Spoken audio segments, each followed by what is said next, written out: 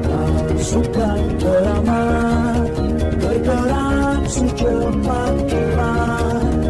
Pasukan keramat mengabdi hingga kiamat, mengabdi hingga kiamat.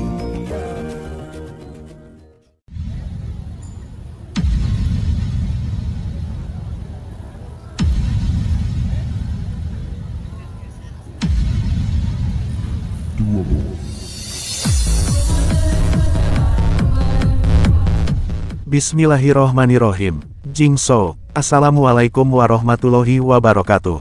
Salam, Om Swastiastu, Namo Buddhaya, dan salam kebajikan. Saudaraku, pada video kali ini saya akan berbagi cerita tentang sejarah latihan IKSPI Kerasakti tempo dulu. Cerita ini saya peroleh dari obrolan saya dengan para sesepuh IKSPI, di mana beliau adalah salah satu dari beberapa tokoh penyebar luas ajaran perguruan IKSPI. Beliau juga salah satu di antara ratusan orang zaman dahulu yang telah mampu mengharumkan nama perguruan IKSPI dengan mendirikan tempat-tempat latihan di berbagai daerah. Istilah kerennya Seng Babat Alas di berbagai daerah di Indonesia. Saudaraku, dengan melihat perkembangan IKS yang begitu pesat ini, bisa dipastikan berarti sudah ratusan bahkan ribuan para warga dan pendekar yang telah beliau didik.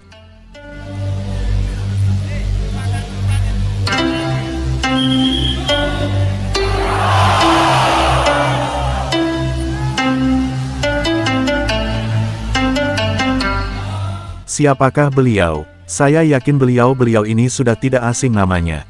Benar, beliau adalah Mbah Sukik Kandangan dan Bapak Ustadz Budioko Albantani. Mbah Sukik merupakan sesepuh Ngawi yang disahkan menjadi pendekar pada sekitar tahun 86-an. Dan Mbah Sukik juga sudah melahirkan para pendekar-pendekar hebat yang telah mampu menyebarluaskan ajaran IKS di berbagai wilayah. Bahkan anak didik beliau pada zaman dahulu tersebut sekarang sudah banyak yang sukses di bidang kehidupan dan pekerjaan, juga di bidang kepengurusan perguruan. Salah satu wilayah anggotanya yang sangat mengenal beliau adalah dari cabang Blora. Dan yang berikutnya ini yaitu Ustadz Budioko Albantani. Pasti saudaraku tidak asing dengan Mbah Budioko. Beliau sudah melanglang buana mencetak warga dan pendekar IKS. Beliau juga sudah beberapa kali menjadi ketua cabang, dan sekarang ini beliau menjabat Ketua Pengda Provinsi Banten. Kenal semua kan? Kalau bilang tidak kenal Ustadz Budioko, yo kebangetan.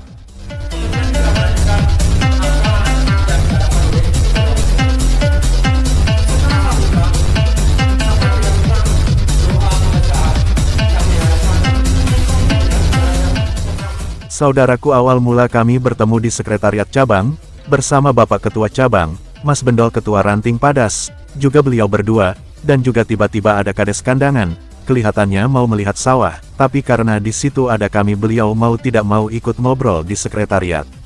Ngalor ngidul kita ngobrol dan beliau berdua bercerita tentang seperti apa latihan di tahun 80-an sampai 90-an, semakin lama pembicaraan semakin seru sampai-sampai tidak terasa hari menjelang petang dan azan maghrib pun berkumandang. Saya kira setelah maghrib selesai langsung pulang. Tapi ternyata tidak, Mbah Sukik meminta kami mampir di kediamannya. Ya akhirnya kita mampir, menjalankan sholat maghrib, setelah maghriban diajak makan, dan setelah sholat isya, pembicaraan berlanjut sampai jam 9 malam baru saya dan Pak Budioko pamitan pulang. Nah, dari pertemuan beliau-beliau yang sudah 30-an tahun tidak bertemu, ada banyak sekali cerita-cerita tenang masa lalu mereka berdua, mulai teman-teman sebaya saat latihan IKS, saat cari tanda tangan untuk UKT, bercerita bagaimana kerasnya saat UKT, juga tentang bagaimana beliau setelah jadi warga hingga pendekar. Bahkan cerita-cerita dikala beliau bersilaturahmi ke tempat guru besar hingga membahas soal keilmuan, juga kehebatan Ketua Umum kita Bapak Dr. Andes Haji Bambang Sunarja MA. Semua terjabarkan dan diwejangkan di pertemuan kemarin tanggal 29 April tahun 2023. Sekarang akan sedikit saya ceritakan apa saja yang beliau ceritakan, namun akan saya ambil poin-poinnya saja, yang sekiranya tidak privasi perguruan. Simak baik-baik untuk pengalaman semuanya.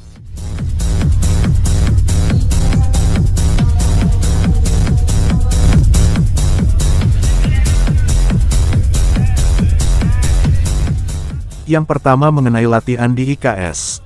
Latihan di IKSPI pada zaman dahulu itu ternyata tidak bisa ditempuh hanya dalam waktu 8 bulan atau setahun.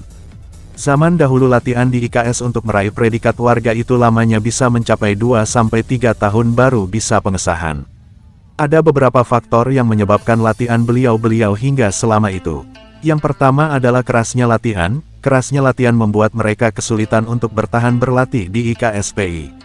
Yang kedua UKT yang masih memakai sistem gugur. Pada UKT di IKSPI itu ada istilah sistem gugur, jadi jika siswa tidak hafal dan tidak menguasai materi maka siswa tidak lulus UKT, dan dikembalikan pada pelatih. Sistem gugur ini menjadi momok tersendiri untuk siswa, kalau siswa tidak hafal materi jurus gak akan bisa naik ke tingkat sabuk berikutnya.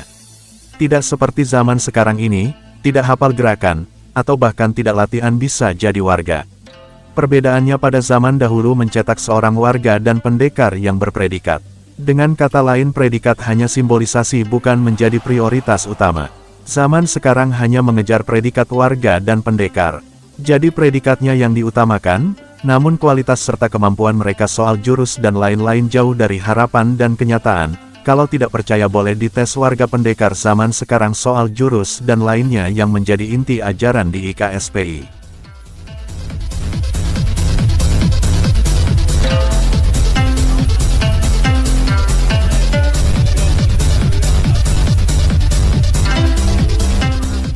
Yang ketiga keilmuan. Masalah keilmuan ini pun juga sangat beda jauh antara kualitas warga zaman sekarang dengan warga zaman dahulu. Warga zaman dahulu ilmunya kebanyakan bagus dan bukti-bukti keampuhan ilmunya masih menjadi bahan pembicaraan pada generasi sekarang ini. Beda dengan warga zaman sekarang, kualitas keilmuan masih kosong. Kenapa demikian? Karena pada zaman dahulu untuk mendapatkan ilmu butuh proses yang panjang dan sungguh-sungguh, beda dengan generasi warga sekarang.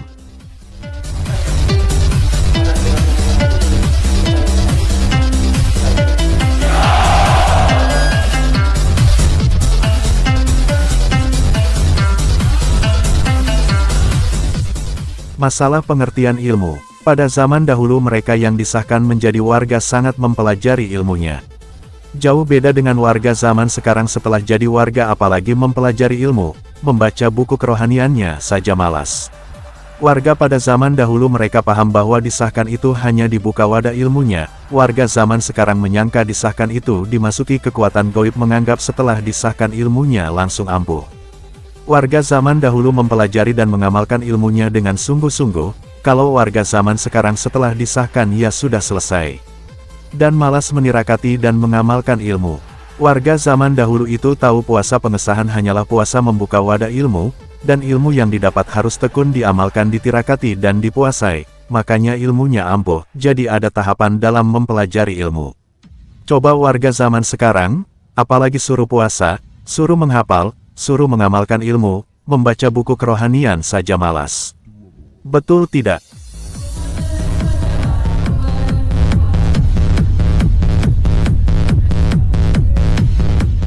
Buktinya banyak sekali, setelah jadi warga mereka sangat awam soal ilmu. Semua terjadi karena tidak mau mengupas makna yang terkandung dalam doa, mereka lebih suka meminta bantuan sesama warga atau anggota daripada menggunakan ilmunya, mereka lebih suka mengandalkan orang lain daripada mengandalkan kemampuan sendiri. Dari hal ini saja sudah nampak jelas perbedaannya, jadi jangan menyalahkan siapapun jika ilmunya tidak manfaat. Karena dari proseslah segala keyakinan, pemahaman, dan pengalaman didapat. Tidak mau berproses ya jangan berharap ilmunya ampuh. Sedangkan cerita saat bersilaturahmi ke guru besar beliau mengatakan, bahwa guru besar itu punya pendirian kuat, suka puasa dan tirakat. Guru besar sosok yang andap asor berbudi pekerti luhur.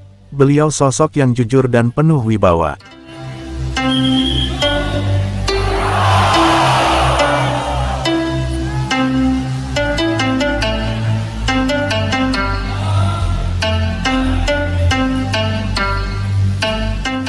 Yang terakhir tentang Ketua Umum kita Bapak Dr. Andes Haji Bambang Sunarja MA.